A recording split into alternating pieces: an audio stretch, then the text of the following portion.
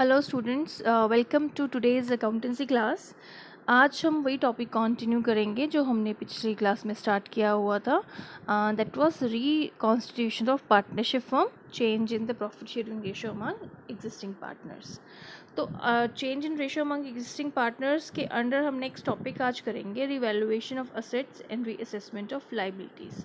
So first of all, revaluation of assets या reassessment of liabilities को करना क्यों है? ये इसलिए करना है ताकि अगर एसेट्स या लाइबिलिटीज़ की वैल्यू में कोई चेंज आया है ड्यूरिंग दैट पीरियड जिसमें वो ओल्ड रेशियो में प्रॉफिट शेयर कर रहे थे, वो प्रॉफिट या लॉस को फाइंड आउट करना और बुक्स में एसेट्स की वैल्यू को चेंज करना। इफ़ द पार्टनर्स वांट तो चेंज कर सकते हैं वो वैल्यूज़ को। और जो भी प्रॉफिट या लॉस अराइज हुआ है because of the change in the assets and liabilities value, तो उस प्रॉफिट या लॉस को फाइंड करके उसको ओल्ड रेशियो में ही पार्टनर्स में डिस्ट्रीब्यूट करना होता है। वाई? बिकॉज जो वो प्रॉफिट या लॉस अराइज हुआ है, it has a reason in that period in which they were sharing profits और losses in the old ratio. और इन फ्यूचर जब वो न्यू रेशियो के अंडर नई फर्म रिकॉन्स्टिट्यूट कर लेंगे अपनी, तो वो जो एसेट्स और लाइबिलिटीज़ हैं उनको फर्दर न्यू रेशियो में डिस्ट्रीब्यूट करेंगे या शेयर करेंगे इन द फ्यूचर पीरियड। तो इसलिए revaluation at the time of reconstitution of firm is necessary. So if the partner decide, आपको क्वेश्चन में गिवन है, तो revaluation of assets and reassessment of liabilities होगी। अब रिवैल्यूएशन करना कैसे है? So there could be two methods of recording the revaluation of assets. पहला है when revised value of assets and liabilities are to be recorded in the books of accounts. ये तब जब पार्टनर डिसाइड करते हैं कि हम रिवैल्यूएशन करेंगे, एसेट्स को रिवैल्यू करते हैं और उनकी वैल्यू को चेंज कर देते हैं बुक्स में in the future. Second method हो सकता है when revise value of assets and liabilities are not to be recorded in the books. They decide कि रिवैल्यूएशन तो होगी पर एसेट्स और लाइबिलिटीज़ की वैल्यू बुक्स में चेंज नहीं होगी। सो इन दोनों में से कौन सा मेथड फॉलो करना है, that will be given in the question. Clearly आपको दिया होगा कि they want to change the value of assets or record the changes in the books of accounts. तो फिर तो हम रिवैल्यूएशन अकाउंट प्रिपेयर ये वाला मेथड यूज़ करेंगे, revise value of assets to be recorded in the books. अगर clearly given है कि revise values are not to be recorded, तो फिर हम सेकेंड मेथड फॉलो करेंगे। और अगर क्वेश्चन साइलेंट है, कुछ भी नहीं गिवन, क्या करना है रिवैल्यूएशन का, करना है एसेट्स को चेंज करना है या नहीं, तो हम रिवाइज्ड वैल्यू को बुक्स में रिकॉर्ड करेंगे। सो until unless it is clearly stated कि रिवाइज वैल्यू को रिकॉर्ड नहीं करना है, वी प्रिज्यूम कि अगर रिवैल्यूएशन की इन्फॉर्मेशन है क्वेश्चन में तो हम रिवाइज वैल्यू को बुक्स में रिकॉर्ड करेंगे। सो अब दोनों मेथड को करना कैसे है? फर्स्ट, जब when revise values are to be recorded in the books of accounts, तो करना क्या है, we have to make prepare revaluation account. So revaluation account एक नया अकाउंट प्रिपेयर करना है। ये अकाउंट प्रिपेयर करते हैं जब एसेट्स की वैल्यू या लाइबिलिटीज़ की वैल्यू चेंज हो और एट द एंड एसेट्स की वैल्यू, रिवाइज वैल्यू और लाइबिलिटीज़ की चेंज, जो भी चेंज है उसको रिकॉर्ड करने के बाद जो भी प्रॉफिट लॉस आएगा उसको पार्टनर्स में डिस्ट्रीब्यूट कर देंगे इन old ratio. So revaluation account is a nominal account. So because it is a nominal account, तो डेबिट साइड पे सारे लॉसेस ऑन रिवैल्यूएशन रिकॉर्ड होंगे और क्रेडिट साइड पे गेन्स ऑन रिवैल्यूएशन रिकॉर्ड होंगे। और दोनों साइड्स का डिफरेंस ईदर प्रॉफिट होगा ऑन रिवैल्यूएशन या लॉस ऑन रिवैल्यूएशन। जो भी आएगा, वेदर इट इज़ प्रॉफिट और लॉस, इसको ओल्ड रेशियो में पार्टनर्स में डिस्ट्रीब्यूट करेंगे। सो लेट अस सी अब इसकी जर्नल एंट्रीज क्या है। So let us see journal entries of revaluation. तो फर्स्ट हो सकता है इसमें कि when value of assets increases, अगर किसी एसेट की वैल्यू इंक्रीज होती है तो पहले तो हमें ये देखना है it is profit on revaluation या लॉस। और याद रखना है प्रॉफिट को क्रेडिट रिवैल्यूएशन अकाउंट में क्रेडिट करना है, लॉस को डेबिट करना है। तो फर्स्ट, अगर वैल्यू ऑफ एसेट इंक्रीज़ होती है तो क्या होगा ये प्रॉफिट या लॉस? अगर एसेट की वैल्यू इंक्रीज़ हो जाएगी तो फर्म के पास जो है वो एसेट बढ़ जाएंगे।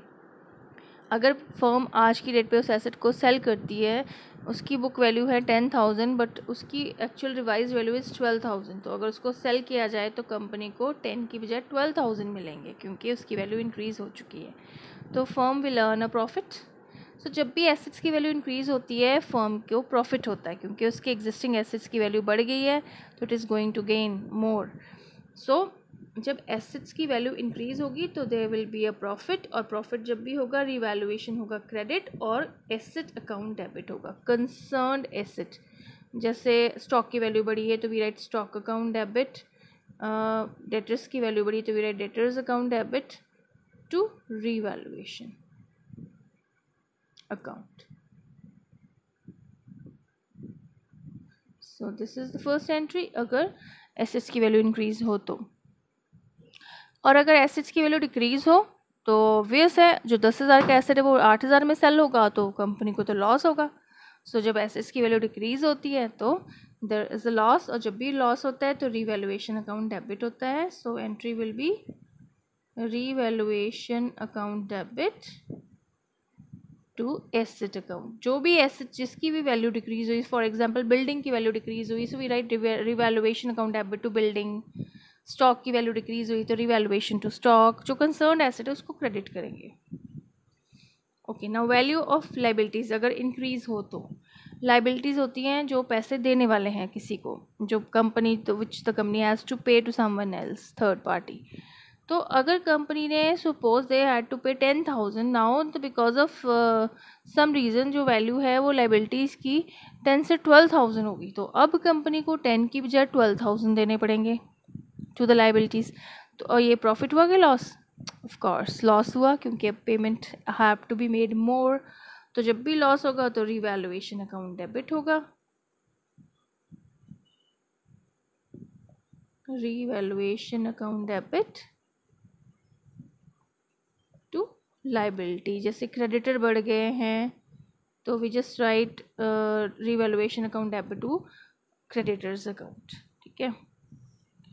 सो when value of a liability decreases, अगर लाइबिलिटी की वैल्यू डिक्रीज हो जाए, कोई डिस्काउंट मिल जाए या राइट ऑफ हो जाए सम लाइबिलिटी, तो क्या होगा? प्रॉफिट की लॉस? ऑफ कोर्स प्रॉफिट होगा, क्योंकि फॉर एग्जांपल अगर कंपनी की पहले लाइबिलिटी थी क्रेडिटर्स की towards a creditor it was 10,000, out of those 2,000 के क्रेडिटर्स आर नॉट ट्रेसेबल. मिल ही नहीं रहे कौन से क्रेडिटर्स है, ना वो पैसा लेने आ रहे हैं, ना कंपनी को पता चल पा रहा है हु आर दोज पीपल जिनके 2,000 देने थे. सो 2,000 के नॉन ट्रेसेबल होने के कारण अब कंपनी को पे नहीं करने पड़ेंगे.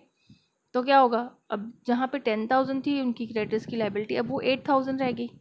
तो प्रॉफिट हो गया ना, बिकॉज दे हैड टू पे earlier, they had to pay 10,000, now they have to पे ओनली 8,000. सो अगर लाइबिलिटी की वैल्यू डिक्रीज हो तो कंपनी को होता है प्रॉफिट, और जब प्रॉफिट होता है तो रीवैल्यूएशन अकाउंट क्रेडिट होगा, और डेबिट क्या होगा? वो कंसर्न लाइबिलिटी जिसकी वैल्यू डिक्रीज हुई है. Liability account debit to revaluation. जैसे एग्जाम्पल में मैंने आपको क्रेडिटर्स का बताया, तो we just write creditors account debit to revaluation. और ये भी ध्यान रखना आपने, सिर्फ डिफरेंस का जो अमाउंट है वो लिखना है. अब जैसे 10,000 के क्रेडिटर्स अब 8,000 रह गए हैं तो 2,000 का प्रॉफिट हो गया, तो वो 2,000 रुपीज़ जो है यहाँ डेबिट होंगे और रीवैल्यूएशन में क्रेडिट होंगे. So only profit and loss से एंट्री रिकॉर्ड होगी. Okay, next, to record an unrecorded liability. Sometimes जैसे बुक्स ऑफ अकाउंट में कोई एरर होने के कारण कोई ओमिशन हो गई और आउटस्टैंडिंग कोई expense, for example I am just taking an example, कोई आउटस्टैंडिंग एक्सपेंस रिकॉर्ड नहीं हुआ बुक्स में, और अब जब रिवैल्यूएशन असेसमेंट रीअसेसमेंट होनी शुरू हुई तो पता चला कि some of the liabilities have not been recorded.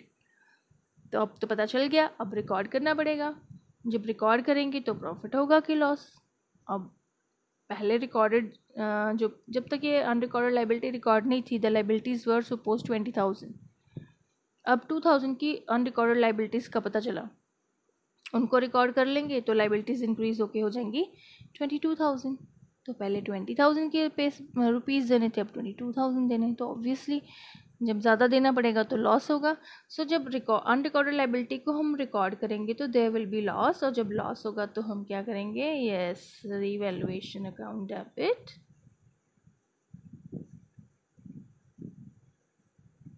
To liability जो भी है. जैसे आउटस्टैंडिंग सैलरी है, ठीक है, रिकॉर्ड नहीं हुई थी, अब रिकॉर्ड करनी, तो revaluation account debit to outstanding salary, जितने की भी आउटस्टैंडिंग सैलरी उतने से डेबिट कर देंगे.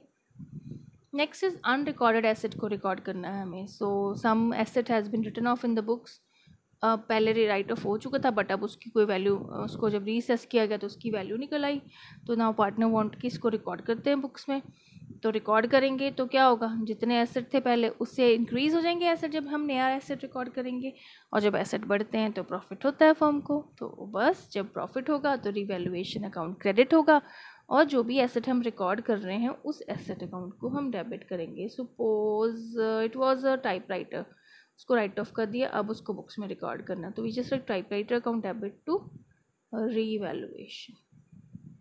So one thing you must be clear before recording the entry whether it is a loss or a profit on revaluation. जब भी अगर लॉस है तो रिवैल्यूएशन डेबिट और वो कंसर्न एसेट या लायबिलिटी को क्रेडिट करोगे, और अगर प्रॉफिट है तो रिवैल्यूएशन क्रेडिट और कंसर्न एसेट या लायबिलिटी जो भी है उसको डेबिट करेंगे. Okay, after doing all these entries हम बैलेंस करेंगे डेबिट और क्रेडिट साइड को अगेंस्ट ईच अदर. और अगर क्रेडिट साइड ग्रेटर है और डेबिट साइड स्मॉलर है तो they will be a profit, और प्रॉफिट ऑन रिवैल्यूएशन डिस्ट्रीब्यूट होगा पार्टनर्स में चाहे इन देयर ओल्ड रेशियो. तो उसके लिए एंट्री आएगी revaluation account debit to partners capital accounts. और करंट, अगर कैपिटल फिक्स्ड हैं तो करंट अकाउंट,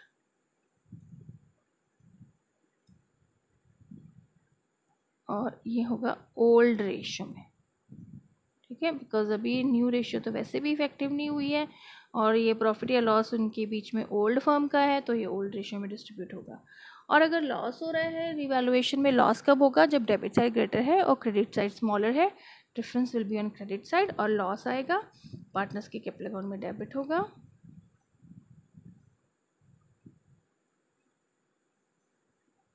और अगर कैपिटल फिक्स्ड है तो करंट अकाउंट में,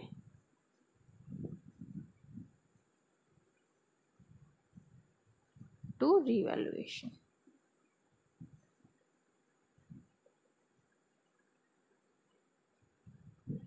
और ये भी ओल्ड रेशियो में, profit loss both are in old ratio. So this is how we are going to pass the entries for revaluation. और अब हम इसका फॉर्मेट देखते हैं. रिवैल्यूएशन अकाउंट किसको सबको कंसोलिडेट करके एक फॉर्मेट बना देते हैं. सो let us see what is the format of revaluation account. So this is the format of revaluation account. You can see revaluation account है ये. So we write revaluation account is prepared on a particular date. तो जो भी date है that will be written here, और ये carry forward नहीं होता. जो भी इसका प्रॉफिट लॉस आता है वो पार्टनर्स के कैपिटल अकाउंट में चला जाता है या करंट अकाउंट में. So revaluation account as at date लिखी जाएगी यहाँ पे. एंड इसकी डेबिट क्रेडिट साइड देखो आप. डेबिट साइड पे पर्टिकुलर्स अमाउंट और क्रेडिट साइड पे भी पर्टिकुलर्स अमाउंट. और इसमें डेट का कॉलम नहीं बनेगा because it is prepared on a particular date. ये डेट वाइज नहीं होता, it is on one single date. Debit side पे क्या क्या आएगा? Decrease in the value of asset, क्योंकि ये लॉस होता है.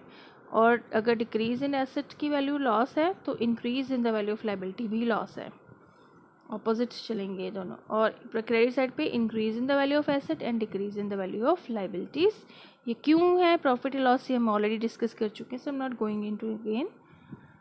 उसके बाद अनरिकॉर्डेड एसेट्स हैं, अगर वो रिकॉर्ड करेंगे तो प्रॉफिट होगा, तो बाय अनरिकॉर्डेड एसेट. और अगर लायबिलिटी है कोई अनरिकॉर्डेड, उसको रिकॉर्ड करेंगे तो लॉस होगा, तो वो डेबिट में आएगा टू अनरिकॉर्डेड लायबिलिटी. ये सारी एंट्रीज रिकॉर्ड करने के बाद हम बैलेंस करेंगे. Credit side is greater, difference will be on debit side, it is profit. और ये पार्टनर्स के कैपिटल या करंट अकाउंट में ओल्ड रेशियो में डिस्ट्रीब्यूट हो जाएगा. और if debit side is greater and credit side is smaller, difference will be on credit side. और ये लॉस जो भी होगा पार्टनर्स के कैपिटल अकाउंट या करंट अकाउंट में हो जाएगा डिस्ट्रीब्यूट इन ओल्ड रेशियो. और आई have put a star over here because out of these two there could be only one situation, इधर प्रॉफिट या लॉस, दोनों इकट्ठे नहीं होंगे. So I hope it is clear. So let us solve a question related to this topic and it will be more clear to you. So let us do a question now. Change in profit sharing ratio, revaluation of assets, reassessment of liabilities. So the statement is A, B and C are partners sharing profits and losses in 3:2:1. On March 31, 2019, the balance sheet was as follows. Liability side is given, asset side is given. Liability में capitals हैं, reserve fund है, creditors हैं, employ provident fund है. Assets में fix asset and current assets. From 1st April 2019 they decided to share profits equally and agreed. Goodwill of firm valued at ₹3 lakh. So they decided कि goodwill 3 lakh होगी. Fix asset will be depreciated by 10%. Fix asset की depreciation होगी 10%, decrease हो जाएगी value depreciation से. Expenses of ₹3000 paid by firm to get the value of fix asset certified. FA मतलब fix asset है यहाँ पे. तो फिक्स एसेट की सर्टिफिकेशन वैल्यू सर्टिफाई कराने के लिए 3000 के एक्सपेंसेस देने पड़े इनको. These are revaluation expenses. Creditors of ₹2000 need not to be paid now. तो क्रेडिटर्स में से 2000 के क्रेडिटर्स अब पे नहीं करने पड़ेंगे. तो ये प्रॉफिट होगा फर्म के लिए क्योंकि क्रेडिटर्स की वैल्यू रिड्यूस हो रही है. सो एनीवेज अब हम देखते हैं past necessary journal entries to record above transaction. So इन्होंने सारी ट्रांजेक्शन्स रिकॉर्ड करनी है बुक्स में. तो अगर ये रिवैल्यूएशन की भी रिकॉर्ड होंगी तो रिवैल्यूएशन अकाउंट ओपन करेंगे. सो लेट अस सी क्या करना है. पहले हम गुडविल की वैल्यूएशन करते हैं, गुडविल का ट्रीटमेंट करते हैं. तो गुडविल ट्रीटमेंट के लिए हमें करना है entry gaining partners capital account debit to sacrificing partners capital. तो सबसे पहले हमें कैलकुलेट करना पड़ेगा गेन और sacrifice of the partner. So let us calculate that. Let us make a working note. So here I have made a working note to calculate gain or sacrifice of the partners. So gain और sacrifice में मैं sacrifice की ratio use करूँगी which is old ratio minus new ratio. And यहाँ पे old ratio new ratio लिख लेते हैं. A, B, C are three partners. Old ratio is 3:1, new ratio is 1:1. So according to formula old minus new ratio करना है हमने. A और B और C का gain और sacrifice निकालेंगे. तो ए का old share was 3.6 and new is 1/3. Minus किया इट इज़ 1/6. प्लस में आ रहा है तो it is sacrifice. B old share 2.6 new share 1/3. Answer is 0. So is neither gaining not losing not sacrificing. So 0 हो गया वो. C 1/6 was old share new is 1/3. तो इट्स के माइनस 1/6 आ रहा है. तो विच अगर नेगेटिव होता है तो it is gain. So now we have identified that A is the sacrificing partner, C is the gaining partner. तो how much gain और sacrifice जो है वो contribute करेंगे. So goodwill is 3 lakh.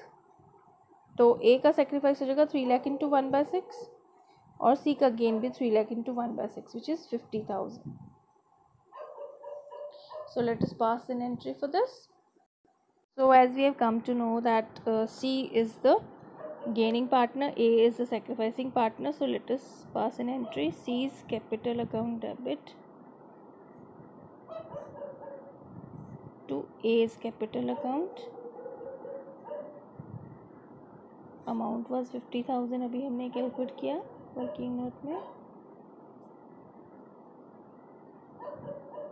Being adjustment of goodwill.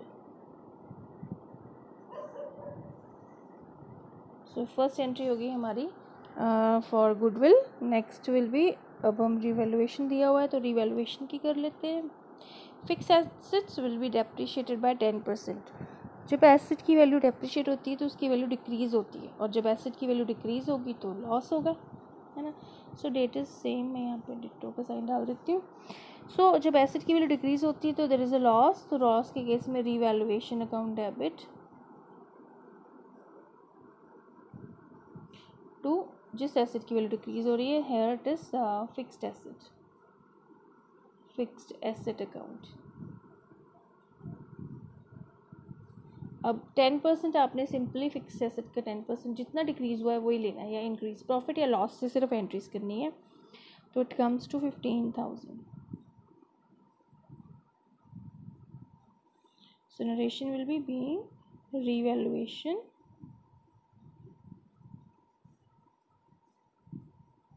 of assets. Next same date. Next है expenses of ₹3,000 paid by the firm to get the fixed asset certified. तो जो भी expenses हैं वो revaluation से related हैं. तो revaluation के expenses हैं वो हमारे लिए loss हो गया तो वो revaluation account में debit होंगे. So revaluation account debit क्योंकि ये pay किए हैं so we just write bank to bank account 3,000. So narration will be being revaluation expenses paid.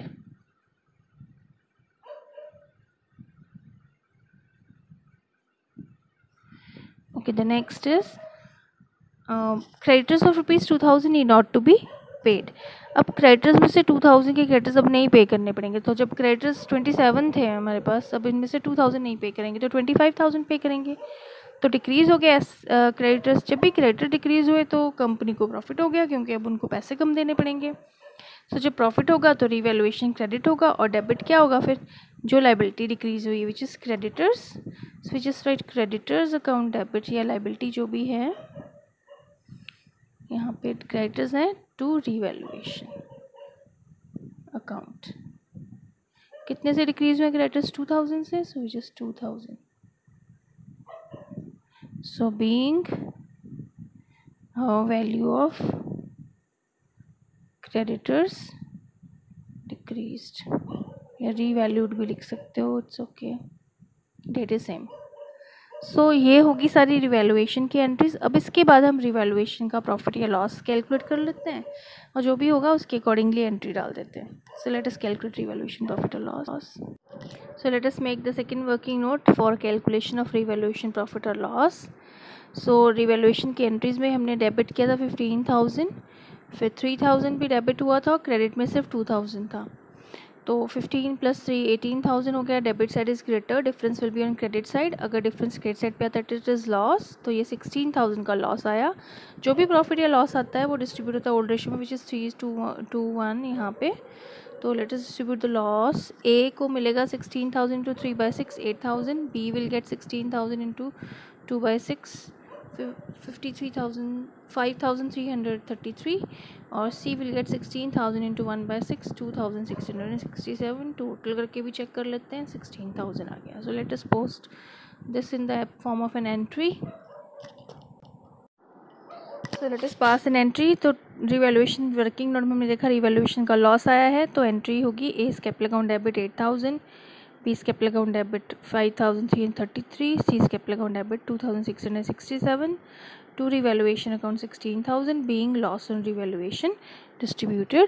Now the next entry would be regarding, देखिए यहाँ पे जितनी एडजस्टमेंट थी वो वी हैव डन, बट अब हमें बैलेंस शीट में चेक करना है, because at the time of reconstitution goodwill का ट्रीटमेंट होता है, और रिवैल्यूएशन ट्रीटमेंट ऑफ रिजर्व्स होता है। तो let us see if there is any reserve in the books. तो यहाँ पे देखिए कैपिटल के बाद आता है रिजर्व फंड। तो ये रिजर्व फंड जो है बुक्स में, अगर इन क्वेश्चन में कोई इन्फॉर्मेशन नहीं है, यहाँ पे कोई इन्फॉर्मेशन नहीं थी रिजर्व को डिस्ट्रीब्यूट करना है या नहीं करना है, तो अगर क्वेश्चन साइलेंट हो तो हम रिजर्व को डिस्ट्रीब्यूट कर देते हैं, तो ओल्ड रेशियो में डिस्ट्रीब्यूट हो जाएगा ये। और इसके बाद है एम्प्लॉय प्रोविडेंट फंड। ये तो फंड या रिजर्व नहीं है, दिस इज़ अ लाइबिलिटी, तो इसको हमने कुछ नहीं करना, just like a liability treat करना है। तो let us distribute the reserves now. ये इस क्वेश्चन से रिलेटेड लास्ट एंट्री है, तो रिजर्व को डिस्ट्रीब्यूट करना है हमने। जनरल रिजर्व है, so we just write general reserve account debit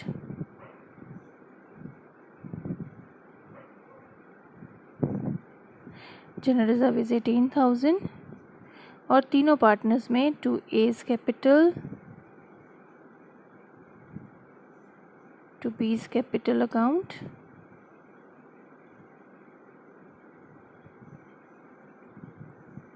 to C's capital account. ये ओल्ड रेशियो में होगा 3:1, तो 3:1 6 हो गया। 9,000 से डिवाइड किया 3:1 में, तो 9,000 6,000 and 3,000 being general reserve distributed. So this is all about the entries to be recorded in the books of accounts जब रिवैल्यूएशन अकाउंट को प्रिपेयर करना है। Thank you.